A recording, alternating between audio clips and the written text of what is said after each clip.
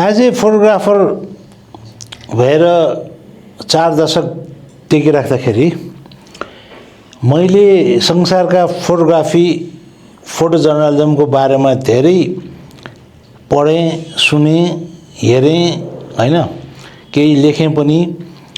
र फिनल्यान्डमा त फोटोग्राफी दिवसको दिन अगस्त 19 मा सार्वजनिक बिदाई हुन्छ हैन। अनि विभिन्न युरोप, अमेरिका, विभिन्न थर्ड वर्ल्ड मतलब अर्को विकसित राष्ट्रहरूमा त्यो दिन चाहिँ नि फोटोग्राफी सम्बन्धी फोटोग्राफरहरूको दिवस दिन भनेर चाहिँ नि उनीहरूले एक्जिबिसन गरेर फोटोग्राफीको महत्त्वबारे छलफल गरेर धेरै अग्रजहरूको ज्ञानहरू सुनेर हैन र युवाहरूलाई कसरी उत्प्रेरित गराउने भनेर चाहिँ नि त्यो दिन चाहिँ नि छलफल कार्यक्रम हुन्छ, पदयात्राहरू हुन्छ। भनेपछि हामी कहाँ नेपालमा पनि अगस्त 19 मा राष्ट्रिय फोटो पत्रकार समूहले चाहिँ यस्तै कार्यक्रमहरू मनाएर र यसपालि चाहिँ बङ्गलादेशी फोटोग्राफरहरूलाई यहाँ भ्रमणको लागि निम्तो गरेर मनाइरहेका छौँ। एकदम खुसी लाग्यो हैन। यो सम्मानित चाहिँ नि सिद्धेश्वर अक्षकोष साधन केन्द्रले जुन मनन कृष्ण हरिवंशदेखि लिएर शैलेन्द्र साकार भयो, हाम्रो विश्वम्भर प्याकुरेलजी भयो, तुलसी घिमिरेजी भयो, विभिन्न विधाका व्यक्तित्वहरूलाई सम्मान गरेको लिस्टमा म पनि सम्मानित हुँदाखेरि मलाई एकदमै खुसी लाग्यो र धेरै आभारी व्यक्त गर्दछु उहाँहरूलाई पनि। र भविष्यको फोटोग्राफर पिँढीलाई पनि एउटा उत्साहको प्रेरणा मिल्छ यस्तो सम्मानले हैन। सम्मान पायो भनेर खुसी मात्र होइन, एउटा सम्मान पाइसकेपछि एउटा फोटोग्राफरहरूले आफ्नै जिम्मेवारी वहन पनि गर्नुपर्छ जस्तो लाग्छ के। पहिला अब टेक्निकल्ली एनालग भन्छ हैन, प्राविधिक नेगेटिभबाट ब्लग बनाएर ब्लगबाट फेरि लेटर प्रेसमा जाँदाखेरि कहिलेकाहीँ जत्तिकै फोटोग्राफरहरूले मेहनत गरे पनि क्वालिटी इम्प्रेसन चाहिँ आउँदैन हैन। अब अहिले हेर्नुहोस्, हरेकको हातमा मोबाइल भनेपछि अहिले नागरिक फोटोग्राफर भइसक्यो के, हरेक नागरिक फोटोग्राफर। त्यही भएर अन्तर्राष्ट्रिय सिटिजन जर्नलिजम भनेर पनि आइसक्यो के हैन। अनि कुनै घटना खिचिक्क हुने बित्तिकै जसले पनि खिचेर त्यसलाई भेरिफिकेसन राम्रोसँग नगरिकन अथेन्टिक नै नसोचाइकन चाहिँ नि अनएयर गरिदिन्छ। त्यो भएपछि भ्रममा पनि कतिपय परेका छन् केही घटनाहरू। त्यही भएर हामी इथिकली फोटो जर्नलिजम गर्नेहरूलाई चाहिँ नि अलिकति अप्ठ्यारो पनि पर्यो, धेरै चुनौतीहरू पनि भयो। त्यो चुनौतीलाई फेस गरेर हामीले चाहिँ नि फोटो जर्नलिजम गरिरहेका छौँ। अब रियल फोटो हुँदाखेरि तपाईँहरूले स्पष्ट रूपमा त्यसमा कुनै पनि ड्रामाटिक नभइकन वास्तविक इमेजेसहरू हेर्न सक्नुहुन्छ हैन। तर एआईबाट बनाएका फोटोहरू यस्तो किसिमले आर्टिस्टिकली शार्प कलर सेचुरेसनदेखि लिएर ड्रामेटिक फोटो हुन्छ हैन। अनि आजकल हरेक सङ्घ संस्थादेखि लिएर राजनीतिक घटनाक्रममा पनि आफूलाई मन पर्यो भने वाट अ ब्युटिफुल फोटो भन्छ, आफूलाई अलिकति अप्ठ्यारो भयो भने यो एआईले बनाइदिएको भनेर चाहिँ नि हामीले युट्युबदेखि लिएर सोसियल मिडियाहरूमा हेर्न पाइन्छ हैन। जस्तै अस्तिकै घटना भनौँ, भदौ 24 गतेको घटनामा जसरी ठाउँ आगजनी भयो हैन, त्यसमा चाहिँ नि बुझ्नेहरूले कतिपयले चाहिँ नि ओ यो रियल हो भनेर पनि भन्यो भने कति नबुझ्नेहरूले चाहिँ नि र उल्टैबाट चाहिँ नि यो एआईले बनाइदिएको हो, कहाँ त्यस्तो हुन्छ र भनेर पनि सम्झ्यो, कन्फ्युज बनाइदियो क्या मान्छेहरूलाई चाहिँ अलिकति कन्फ्युज बनाइदियो क्या त्यसले। त्यस कारणले यो फोटोग्राफीमा चेन्जको हिसाबले चाहिँ नि यो 8-10 वर्षभित्रमा आकाश जमिनै चेन्ज भए जस्तो किसिमले हामीले फोटोग्राफीमा चेन्ज देखिसक्यो। र पत्रकारितामा त झन् अब एक जमाना थियो हैन, 46 सालको आन्दोलनपछि निजी क्षेत्रबाट पत्रकारिता सुरु हुँदाखेरि प्रकाशन हुँदाखेरि एउटा प्रकाशन गृहमा 4 जनादेखि दर्जनौं फोटोग्राफरहरू थियो। अब अहिले जम्मै कट गरेर 2-3 जनाले त्यो पत्रिकाहरू 40 पेजको पत्रिका 4 पेजमा झरिसक्यो भनेपछि हार्ड प्रिन्टिङ न्युजपेपरहरू पनि घटिसक्यो। This is all about new technology. पहिला त डेफिनेटली गाह्रो छ हैन, फोटो खिचेर डार्करुममा ढुलाएर प्रिन्टहरू निकालेर त्यो प्रिन्टबाट पनि ब्लग बनाएर मिडियामा जानुपर्छ। यदि एज ए मेरो एक्सपिरियन्स अनुसारले मिडियाको फोटोग्राफर भएको हुनाले, फोटो जर्नलिजम गरेको हुनाले, तर स्टुडियोको लागि पनि त अहिले हेर्नुहोस् एउटा सिम्पल क्रोम फोटोग्राफी गरेर त्यहाँ कुनै पनि ब्याकग्राउन्ड चाहिने तपाईलाई चाहिने जापान पुर्याइदिन सक्छ, अमेरिका पुर्याइदिन सक्छ, अस्ट्रेलिया पुर्याइदिन सक्छ हैन, केही पनि मोन्टाज गर्न सकिन्छ के। पहिला त त्यस्तो खालको त हुँदैन, ब्लग बनाउनु पर्यो।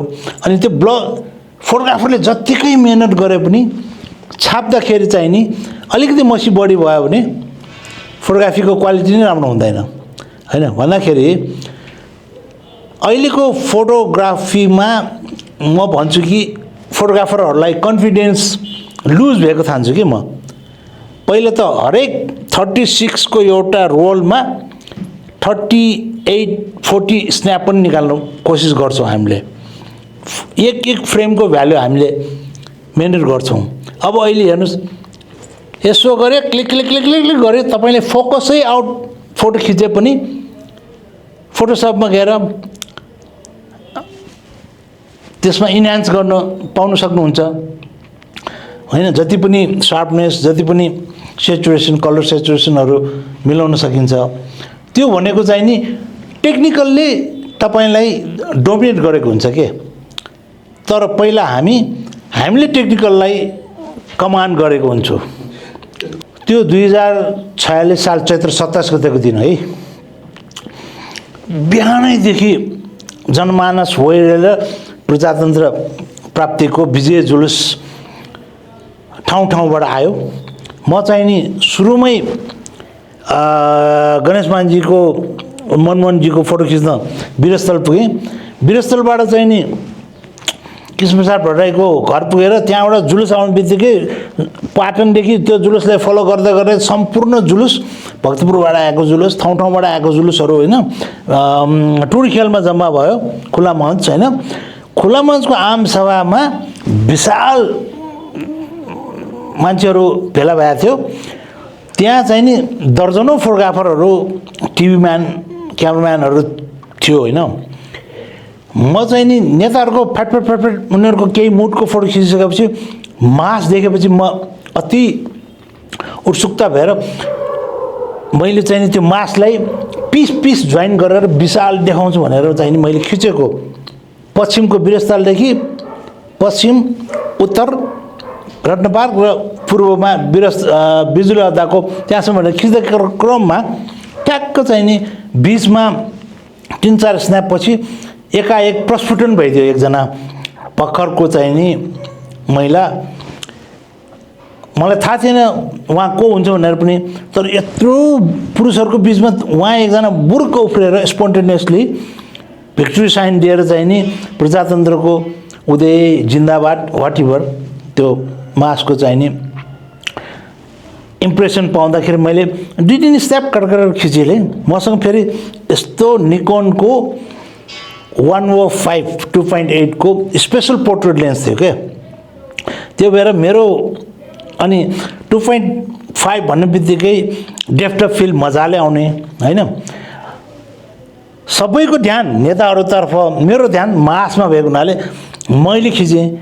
त्यो मैले भेटाइसकेपछि त्यो फोटोलाई त्यो बेला खासै त्यो बेलाका केही वरिष्ठ पत्रकार सम्पादक भन्नेहरूले चिन्न सकेन। उहाँले मसँग घरमै आएर नेताजीहरूको ठुल्ठुलो वरिष्ठ नेताहरूको मात्रै फोटो माग्न आयो। मैले दिएर पठाएँ। त्यो फोटोलाई वास्तै गरेन। त्यो फोटो त एकजना German journalist special editor Thomas Bang भन्नेले पिक अप गरेको के। मेरो घरमा आएर एउटा किताब प्रजातन्त्रको उदय भन्ने एउटा किताब मानव अधिकार मञ्च ले प्रकाशन गरेको केही महिना वर्षपछि आएको हो त्यो। अनि जब त्यो फोटो किताबमा कभरमा आइसकेपछि त्यहाँदेखि अनि अरू पत्रिकाहरूले चाहिँ नि कन्टिन्यू जस्तो अहिलेसम्म पनि चैत्र 27 गते भयो भने त्यो फोटो छाप्ने चलन गरेर आए। कारण किन भनेपछि मैले त्यो फोटो जर्नलिस्ट त्यो थमस बङ्कले पिकअप गरेपछि त्यसको भ्यालु मैले बुझेर त्यो फोटोमा आफैले पढ्न थालेँ, why this picture is important भनेर। त्यसमा एक त पहिला त पिपुल्स पावर मास, त्यसमा पनि वुमन महिला नै पहिला भन्छु म, बुरुक उफ्रेर एकजना महिला जम्मै टल्ल परेर हेरेछ। अनि त्यो पिक्चरमा 4 तारा झन्डा पनि छ, हँसी हटौडा पनि छ, तर त्यो हँसी हटौडा र 4 तारा झन्डाले डोमिनेट गरेको छैन क्या। त्यो पिक्चरको पावर भनेकै पिपुल्स, त्यही भएर पिपुल्स पावर भनेर पत्रिकामा आउने कारण नै त्यो हो। यदि 4 तारा झन्डाले डोमिनेट गरेको भए कङ्ग्रेसहरूले मात्रै युज गर्थ्यो, हँसी हटौडाले डोमिनेट गरेको भए कम्युनिस्टहरूको विभिन्न उसमा आउँथ्यो होइन। तर त्यो चाहिँ नि वास्तविक पिपुल्सको चाहिँ नि इन्थुजियास्टिकली सहभागी भएको इमेज भएको हुनाले अहिलेसम्म आइकोनिक भयो।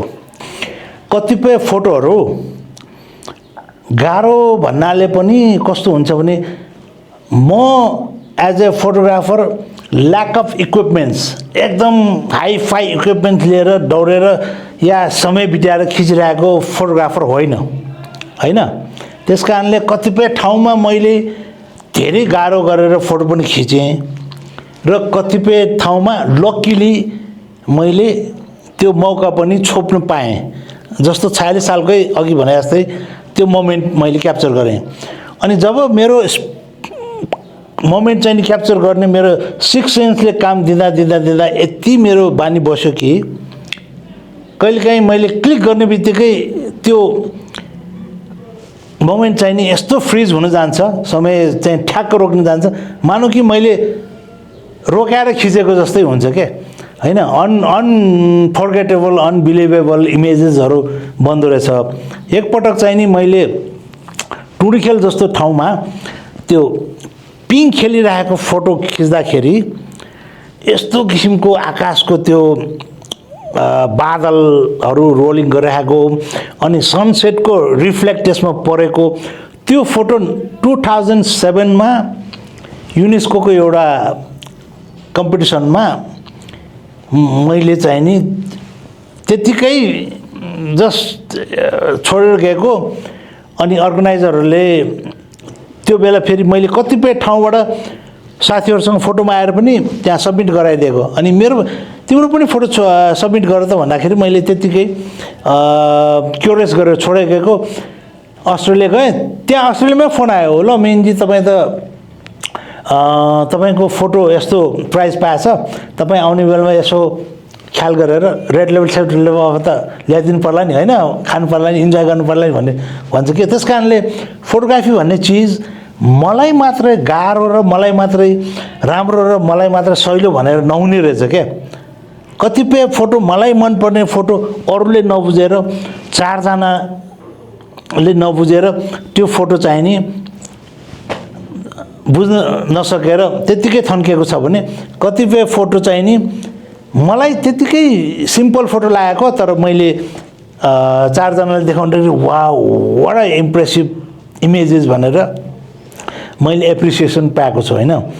आर्थिक रूपमा त अब photography is the one of the most expensive hobby as a hobby होइन। तर तपाईँले कमर्सियल जस्तो गर्ने हो भने फोटोग्राफी गर्दाखेरि तपाईँ वेडिङ फोटोग्राफी गरेर आर्थिक रूपमा सम्पन्न गर्न सक्नुहुन्छ, इभेन्ट फोटोग्राफी गरेर सम्पन्न हुन सक्नुहुन्छ होइन, त्यसको भ्यालु छ। तर फोटो जर्नलिजमै गर्ने हो भने तपाईँले आज खिचेर भोलि छापेर तपाईँ चाहिँ नि आर्थिक रूपमा इजी हुन्छु भन्ने कुरा तपाईँ छोड्नुहोस्। त्यो फोटोग्राफी भनेको एउटा क्रिएटिभ काम हो फोटो जर्नलिजम भनेको। र तपाईँले चाहिँ नि जे जहाँ जस्तो घटना भए पनि तपाईँ त्यहीँ होमिनुपर्छ, त्यहीँ जानुपर्छ होइन। घरमा बसेर केही हुने चिज होइन, स्टुडियो फोटोग्राफी जस्तो होइन। चाहे चाहिँ ल्यान्डस्केप फोटोग्राफी होस्, तपाईँ कुनै पनि पहाडको चुचुरोमा जानु पर्यो, मठ मन्दिरमा जानु पर्यो, जात्रा पात्रामा जानु पर्यो, कल्चर फोटोग्राफीहरू हो भने, स्पोर्ट्स फोटोग्राफी हो भने घन्टौँ चाहिँ नि तपाईँ स्टेडियममा बिताउनु पर्यो। वाइल्ड लाइफ फोटोग्राफर हो भने तपाईँ चितवन बर्दिया जस्तो ठाउँहरूमा चाहिँ नि महिनौँ बिताउनु पर्यो। लक्की हो भने तपाईँ 1-2 दिनमै तपाईँ बाघ भेट्नुहुन्छ, होइन भने तपाईँ महिनौँ बसे पनि त्यो बाघको फोटो खिच्छु भनेर खिच्न पाउनुहुन्न के, होइन। जस्तो आजकल त टेक्नोलोजीले सपोर्ट गरेर कति नेपाली यङ भाइहरू र केही रिटायर भएका व्यक्तिहरू यस्तो फोटोग्राफी लाइनमा आएर वाइल्ड फोटोग्राफी गर्ने मैले सोसियल मिडियाबाट देखिरहेको छु। अनि बर्ड फोटोग्राफी गर्ने, नेचर फोटोग्राफी गर्ने सोसियल मिडियाबाट मैले देख्न पाइरहेको छु। त्यो हुँदाखेरि मलाई कहिलेकाहीँ चाहिँ नि आफूलाई पनि अलिकति विक भएको ठान्छु, किनभने यो मेरो नि अलिकति प्रब्लममा आइसक्यो। पहिला जतिको म उफ्रिएर कुदेर जहाँ पनि पुग्न सक्ने मेरो अवस्था इजी नभइसक्यो, एकदम स्लो भइसकेँ म। तैपनि मैले चाहिँ नि प्रयास गरिरहेको छु। पहिला 2-3 किलो 5 किलोको इक्विपमेन्ट लिएर कुदिरहेको छु भने अहिले एउटा मोबाइलले गर्दै आफ्नो कन्टेन्ट्सहरू क्रिएट गर्दै समाजमा सुसूचित गराउने, इथिकली है, फेरि अनइथिकली होइन, त्यो इन्हान्स गरेर पुरा चाहिँ नि ड्रामाटिक बनाएर त्यस्तो किसिमले होइन। त्यस्तो गर्ने हो भने कतिपय साथीहरूलाई म के भन्छु, तिमी त फाइन आर्टको स्टुडेन्ट हुनुपर्ने हो, कहाँबाट फोटोग्राफर भइरह भन्छु कि म। अन्त्यमा चाहिँ नि फोटोग्राफी र फोटो जर्नलिजम गर्नेहरूलाई चाहिँ नि एकदम इमान्दारीका साथ तपाईँले यो प्रोफेसनलाई अपनाउनु भयो भने तपाईँले समाजले यस्तो किसिमले माया गर्दो रहेछ, सम्मानित गर्दो रहेछ। अहिले आएर मेरो 4 दशक टेक्दाखेरि मैले त्यो पाइरहेको छु कि, जस्तो पहिला मैले मकै छरेको जस्तो फिल भयो, अब त्यो मकैको एउटा घोगा चाहिँ नि अहिले धमाधम खान पाएको जस्तो भइरहेको छ कि मलाई चाहिँ, होइन। सुरुमा त मलाई त एउटा क्यामेरा झुन्याएर पर्यटक जस्तो विदेशी जस्तो ठानेर जहाँ पनि घुमिरहेछौ यार भनेर भन्थ्यो क्या, होइन। अब अहिले हेर्नुहोस्, ओहो मिन तिमीले खिचेको यो फोटो त क्या गजबको रहेछ, गजबसँग तिमीले कति समय बितायो भनेर एउटा सर्टेन वातावरणका विभिन्न कुराहरू, होइन। र कहिलेकाहीँ आफूलाई एकदम प्रफुल्ल मन शान्त हुन्छ, मैले खिचेको एउटा फोटोले त्यस्तोसम्म इम्प्याक्ट पर्दो रहेछ भनेर, होइन। जस्तो वातावरणीय फोटोग्राफी गर्दाखेरि नै इन्भाइरोमेन्ट फोटो जर्नलिजममा पनि त्यो चेन्ज आएको देख्दाखेरि, या कल्चरली भनौँ या ल्यान्डस्केप माउन्टेन फोटोग्राफी नै भनौँ, होइन। अब पहिला मैले खिचिरहेको माउन्टेन फोटोग्राफीमा फिस टेलमा कस्तो किसिमको हिउँले थाकिएको माछाको पुच्छर जस्तो टाक्क देखिन्छ। अहिले माछाको पुच्छर चाहिँ उस्तै देखिन्छ, तर जतिको हिउँ पहिला थियो नि त आजभन्दा 30-35 वर्ष अगाडि, अब अहिले त छैन। कालो देखिसक्यो, त्यहाँ ढुङ्गाहरू देखिसक्यो, होइन। भनेपछि एउटा समय छ नि, त्यसको एभिडेन्स हामी हुन्छौँ के। त्यही भएर संसारमा फोटोग्राफरहरूलाई एउटा स्पष्ट क्लियर मिरर भन्दो रहेछ के, समाजलाई चाहिँ सुसूचित गराउने, एउटा समाज ट्रान्सफर्मेसन भएको एउटा दस्तावेज चाहिँ नि तयार पार्ने भन्दो रहेछ कि हामीलाई चाहिँ नि।